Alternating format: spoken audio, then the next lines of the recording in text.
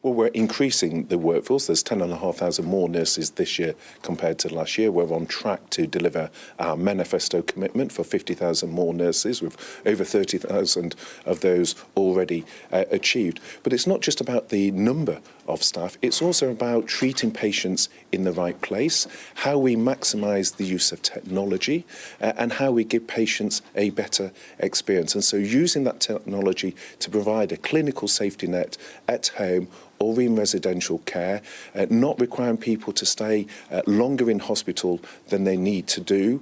That's all part of embracing a more integrated way of treating patients that brings the hospital and the community much more closely together. Well, let's bring in Sadia Chowdhury, who's at the Department of Health and Social Care. And Sadia, £1 billion over a couple of years seems like a very large sum of money, but given the state of the NHS at the moment, is it going to be enough?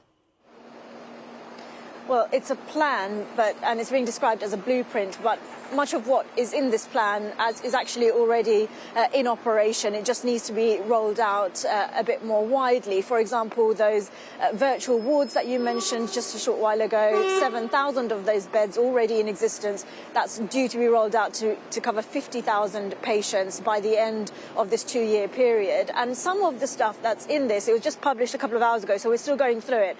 But some of the things in here, you'd almost ask why the NHS doesn't already have this. So things like clear plans and strong leadership, stuff that you might expect the NHS to already have. But the crux of this plan is to ease that pressure off emergency departments. So there's a real focus on cutting ambulance wait times, addressing that issue, and also getting people in and out of emergency departments quicker. So that's why the more ambulances, the more medically trained technicians, but also these same-day emergency wards so that people can come in and go and not have to stay overnight in hospitals.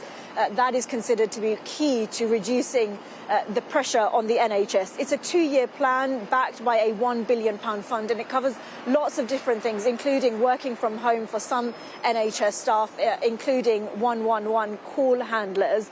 And there's also a focus on getting patients to go back home quicker, so rehab and physio to be done at home, where they used to be done in hospitals, more home visits, those virtual beds that you talked about, also a quicker discharge of patients who are medically fit. But it is a plan that is already being criticised by the Labour Party, who say that it waters down the standards for patients, and that even if the government were to hit the targets that it's set for itself, patients will still be left to wait longer than is safe.